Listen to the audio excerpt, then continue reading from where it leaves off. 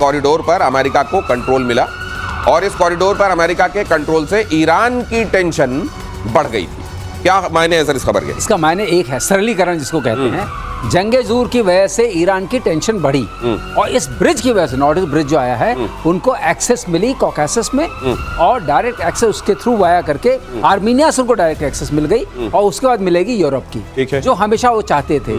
Turkey और Azerbaijan पर निर्भर नहीं रहना पड़ेगा। इसके सुंदर सरल तरीके से ये हो रहा है।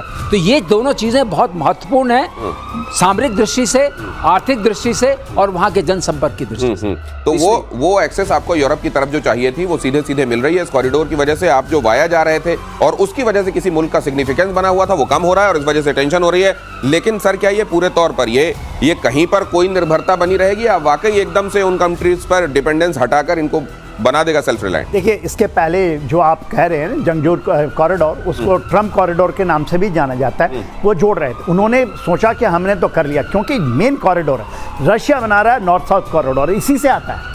वो कैस्पियन सी हो करके इसको थोड़ा सा ये कर रहा था और फिर फारस की खाड़ी जिसको पर्शियन गल्फ है वहाँ पर आता है। तो अभी जो इन्होंने किया है ये पर्शियन गल्फ से बनेगी, आप सेम कॉरिडोर के पास जाएंगे, मेन जो आर्मेनिया है, और सीधा निकलेंगे ब्लैक सी में। तो ब्लैक सी में access, everyone wants a black sea access. किस लिए? टर्की एकदम टर्की का ही एक्सिस है आजकल, मेडिटेरियन को यदि ब्लैक सी से जोड़ता है टर्की होकर। मोमेंट ये हो जाएगा फारस की खाड़ी से, सोचिए नॉर्थ साउथ कॉरिडोर यही है और भारत ने भी चाहवार इसीलिए लिया है। ये जो आएगा रेल का लाइन है, रेल एंड रोड लाइन है, it will go through this and India, हम लोग भी यही चाहते हैं, क्योंकि अभी तक ये रेल लाइन नहीं बनी है चाबहार से। चाबहार से सीधे जाएगी उसी कॉरिडोर के ऊपर में, जो आप ट्रम्प कॉरिडोर, उसके नीचे से जाएगी ब्रिज के ऊपर और निकलेगी ब्लैक सी। ये समझ लीजिए कि जैसे कि किसी के खेत के पास से रोड निकलने वाली होती है ना, तो अचानक वो बड़ा खुश हो जाता है कि अब तो बम बम हो जाएगा, यहाँ से इसका दाम भी बढ़ जाएगा। अब अचानक पता चले कि रोड यहाँ से नहीं, वो तो रोड कहीं और से निकल गई। वही हाल है उन कंट्रीज का जो चिंता में आ गया। हाँ, बिल्कुल सही। ब्लैक सी वाली बात बताना जरूरी है। ब्लैक सी के अंदर जो एंट्री है उस पर टर्की बैठा रहता है। टर्की का सबसे बड़ा प्रभुत्व उसकी वजह से। बैठे रहो। हाँ, वो वाली चीज। और इसी से अगली खबर देखिए कि बड़बोले ट्रंप को ताइवान ने दो टूक सुना दी। ताइवान के विदेश मंत्रालय ने कहा है हम सुरक्षा के लिए खुद पर निर्भर हैं।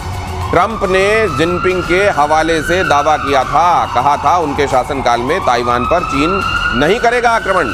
चीन ने भी ट्रंप के बयान को खारिज कर दिया था। तो ये आप देखिए कहीं ये किस तरीके के इनके लिए कितनी एम्बैरेसिंग सिचुएशन है कि आप कहीं पर जाएं, कहें कि नहीं नहीं मैं देखिए इस पर हमला नहीं होने दूंगा, और जिसको लेकर आप ये बात कह रहे हैं वही कहे कि नहीं नहीं तेरी जरूरत नहीं, तो एक काम कर, तू बीच से हट, मैं अपना खुद देख लूंगा। सर ये अब मुझे तो समझ नहीं आता कि ट्रंप इतने बड़े सुपर पावर हैं। मैं इनका सुन रहा था फॉक्स न्यूज को जो खबर दे रहे थे कि मैंने ये कर दिया, मैंने वो कर दिया, उसमें से एक ये भी है।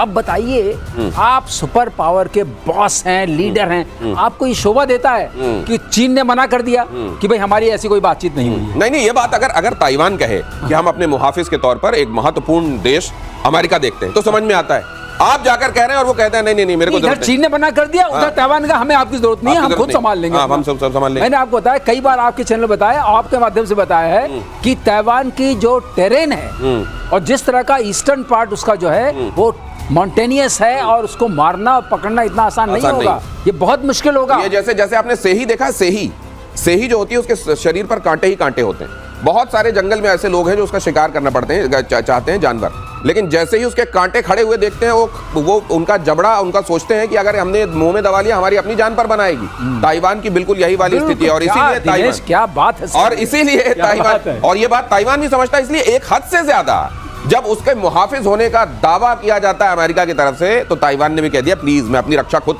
लेकिन सर इसके इंप्लीकेशंस भी हो सकते हैं क्या आने वाले दिनों? ये इम्प्लीकेशंस तो क्या, वो क्या कह रहा है, उसने रक्षा अपना जो बजट है उसने 3% बोलता, 5% ले जाएंगे, ली बोल रहे हैं। दूसरा उन्होंने किया है 50,000 ड्रोन, और इंडिया से एंटी ड्रोन सिस्टम भी खरीद रहे हैं। और 50,000 ड्रोन बहुत चीज़ होती है। यदि आप पूरे देखेंगे ताइवान का जो ये है वो आइलैंड है 400 किलोमीटर है और 140 किलोमीटर।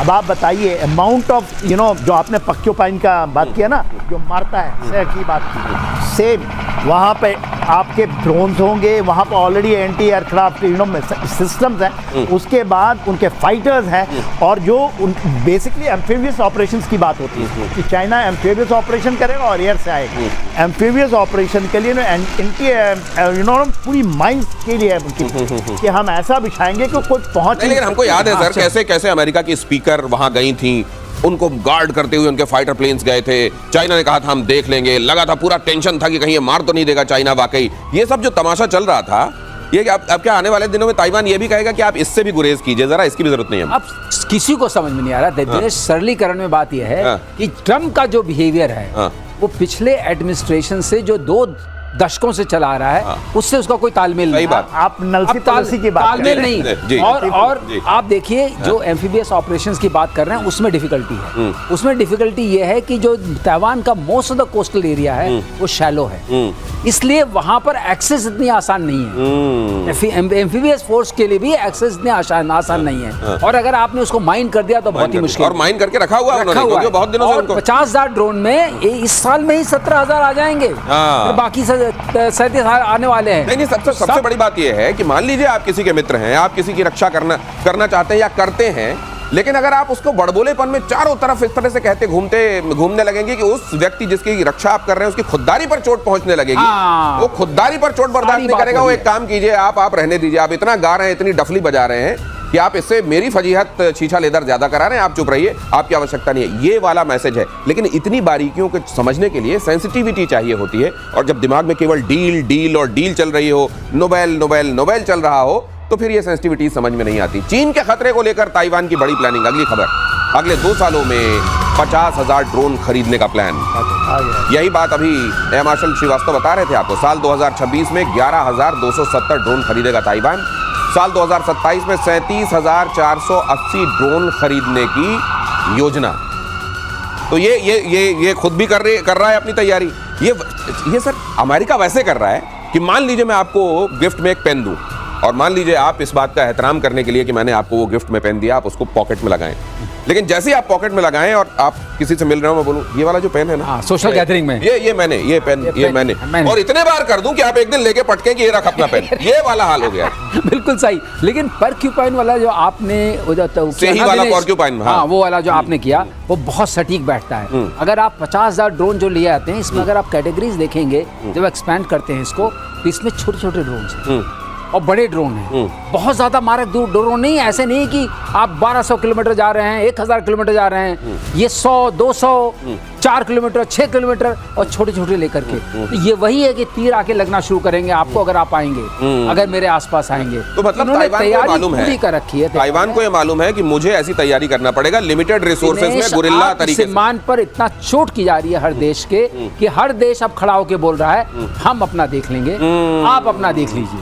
गैरत को नहीं ललकारा जाना चाहिए। एक हद से ज्यादा अगर किसी की गैरत को ललकारा जाएगा, मददगार भी फिर उस गैरत वाले को नहीं चाहिए होगा। वो गैरत वाला कहेगा ये मदद नहीं चाहिए, मैं इसके बगैर देख लूंगा, हो सकता है थोड़ा नफा नुकसान हो, लेकिन मैं अपनी गैरत के साथ तो रहूंगा। और रशिया ने यूक्रेन की तरफ हेवी स्ट्रेटेजिक बॉम्बर्स भेजे हैं। अगली खबर देखिए, पोलेनिया एयरबेस से टुपोलेव Tu-160 ने भरी उड़ान। रूस का सुपर बॉम्बर है टुपोलेव 160। ये टुपोलेव की वजह से इसको TU कहा जाता है, और Tu-160 ने उड़ान भरी है। मतलब इसके मायने हैं जनरल सिन्हा, क्या मैसेजिंग है इसमें? देखिए ये स्ट्रेटेजिक बॉम्बर है और इसमें स्टेल्थ भी कुछ हद तक है। यही है सर व्हाइट स्वॉन। सफेद हंस। सफेद हंस ये उड़ा है और वो डेप्थ एयरफील्ड से और फॉरवर्ड एयरफील्ड में इसकी स्टेज फॉरवर्डिंग हुई। तो इसकी क्योंकि न्यूक्लियर भी कैरी करता है, न्यूक्लियर भी कैरी करता है और सब तरह के हथियार कैरी करता है। तो ग्लाइड बॉम्ब सुनेंगे, GBU सिस्टम से। तो GBU का आपने नाम सुना होगा, 57 का जो उन्होंने मारा था B-2 बॉम्बर्स। तो B-2 बॉम्बर्स की कितनी आपने सुनी ना कि इतने बड़े लोग आए, 57 एयरक्राफ्ट उसको केवल गाइड करा। और ये अकेला, क्योंकि ये पकड़ से रडार के पकड़ में आने से अभी तक इसने प्रूव नहीं किया है, मगर इसके लोग मानते हैं लोहा कि Tu-160 is a stealth bomber and A strategic bomber.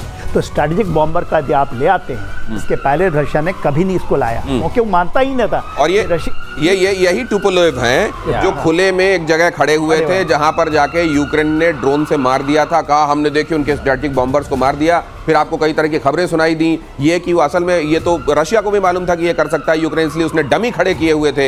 ये भी खबर सामने आई कि जो डैमेज हुआ है बड़ा कम हुआ है, उससे टुपोलेव को कोई खास फर्क नहीं पड़ता। लेकिन उसी के बाद से यूक्रेन पर जो हमले थे रशिया ने वो ट्रिपल कर दिए थे, बल्कि 4 गुने कर दिए थे। और एक बार ये एक बड़ा संदेश है। अब ये जिस बेस पर लाए हैं ओलेनिया पे, वो बहुत पास में है। अच्छा। और इसकी खास बात है, इसमें 2 मिसाइल्स बड़ी खास है। हाँ।